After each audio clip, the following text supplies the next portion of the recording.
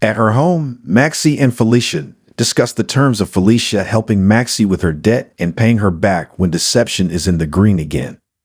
Cody arrives with James and tells Maxie how well James is doing with his writing lessons.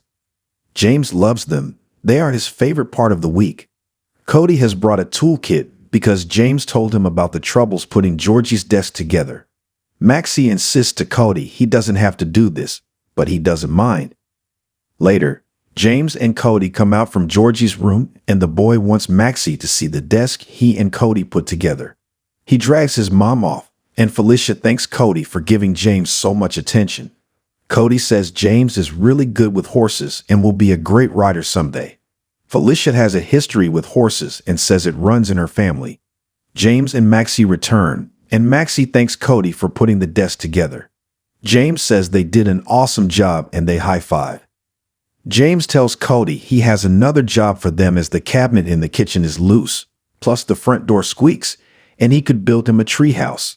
Maxie says that would take too long, and Cody has a job. James doesn't want Cody to leave as he's the only boy in the house and wishes Cody was his brother. Cody and Maxie exchange looks. Maxie reveals to James that she always wanted a brother, but they'll have to settle for Cody as a friend. He thinks Cody would have made an awesome brother. Cody has to get back to the stables, and James walks him out. Felicia thinks back to Cody claiming Mac wasn't his dad, and Felicia wanting to see the test results he was holding, but Mac saw no sense looking at them. An alarming expression comes over her face. Christina visits with Sam at her place, and the topic of Scout and Westwood is brought up. Christina went to the school and loved it. She asks Sam why she doesn't think Westwood would be a good fit for Scout. Sam isn't sure it's the right place, and she's thriving at her school. Plus, it was the bright spot for her when Drew was in prison, and she thinks the change is going to be tough. Christina suggests she say no, but Sam isn't sure she can. Sam wants to respect what Drew thinks is best for Scout and co-parent amicably, and he's been through so much. She can tell he's still in pain from the assault, and he's been away from Scout for so long. Sam admits Scout doesn't want to go, and she's troubled that Drew made this decision on his own without discussing it with her. Christina assumes he's trying to make up for the time he lost with Scout. Sam says there is something different about Drew. Something has changed. Christina suggests Scout could be happy there, but Sam says she might not be. She doesn't know what is best for her. At the Metro Court, Sonny runs into Michael and Nina and is glad they are both here as they need to settle something. He was hoping Michael, Willow, and the kids could spend time over the holidays with him and Nina. Michael explains he'll have to talk to Willow, and she wants to make Christmas a big thing that morning for the kids. Sonny knows Carly hosts breakfast and the Q's get together in the afternoon, so Sonny suggests they come over for dinner and he can cook. He'd love to have Wiley help him cook the ravioli like Michael used to when he was young. They all sit down, and Nina asks why she's never had these famous raviolis. Sonny explains he only makes them at Christmas. Sonny excuses himself when Dex arrives.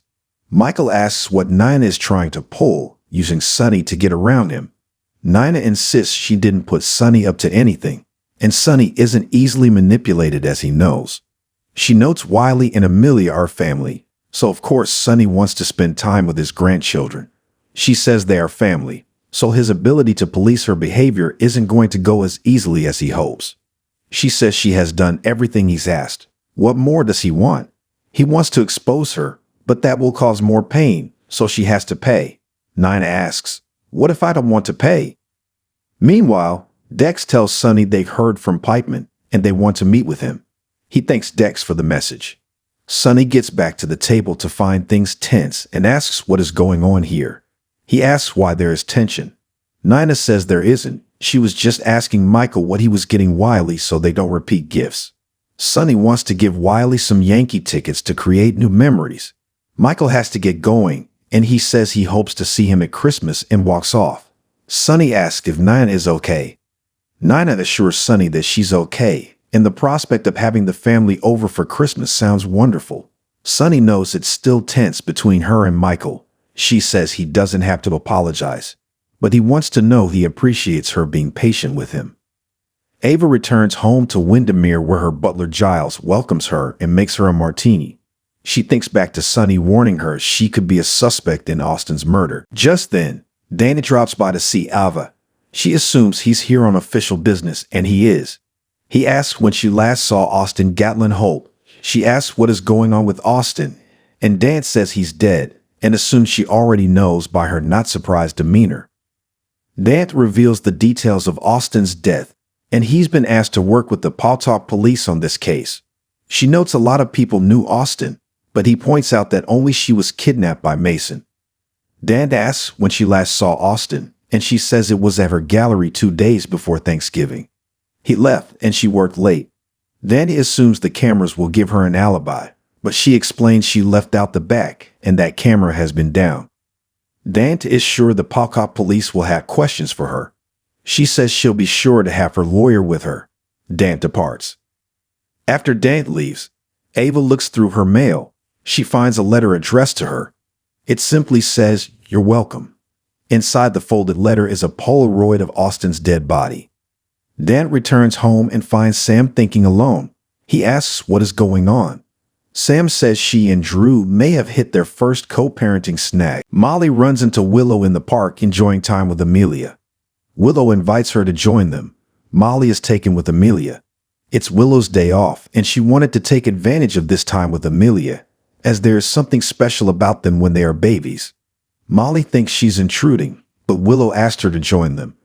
She asks Molly if she'd like to hold Amelia. Molly holds Amelia and gushes she's amazing. Willow says she went through a lot to get here. She also knows her surrogate miscarried, and she can help her find a support group at GH or talk to her. Molly thanks her and for inviting her to spend time with them. Willow says she found being with Wiley helped her overcome her own son's death and thought this would help her. Molly says it does. Molly asks if Willow, after losing her first son, did she hesitate to try again for another child. She explains Amelia wasn't planned, but she regrets some of the decisions she made, including keeping her cancer diagnosis from Michael to protect Amelia. Molly says it seems they moved past that, and Willow says she has. Molly asks about Nina and her, and Willow says they are getting along great. Molly assumes Michael, knowing him as she does, still holds a grudge. Willow says he does, and she wishes Michael would see Nina for who she is now, not what she did in the past. Michael finds Willow and Amelia in the park. Molly has departed. He sits with them, and she tells him about Molly's visit. She asks where he was, as he wasn't picking up his cell. Michael says he had a meeting and someone needed to be straightened out. Elsewhere in the park, Molly looks through the folder and the surrogate candidates. Molly breaks down, and Christina appears out of nowhere to comfort her. At the hospital, TJ confides in Portia that Molly wants to look into a new surrogate, and he's still processing his grief. He wants to put it on hold, but maybe he shouldn't have. He asks if she thinks starting again is rushing things, and Portia says it isn't. Portia says she's learned lately that life is too short to postpone your happiness, and there is never the perfect time to have a baby. It's a leap of faith that everything will work out. TJ isn't sure if he's ready to subject himself to this stress, but Portia says there is always stress, and time waits for no one.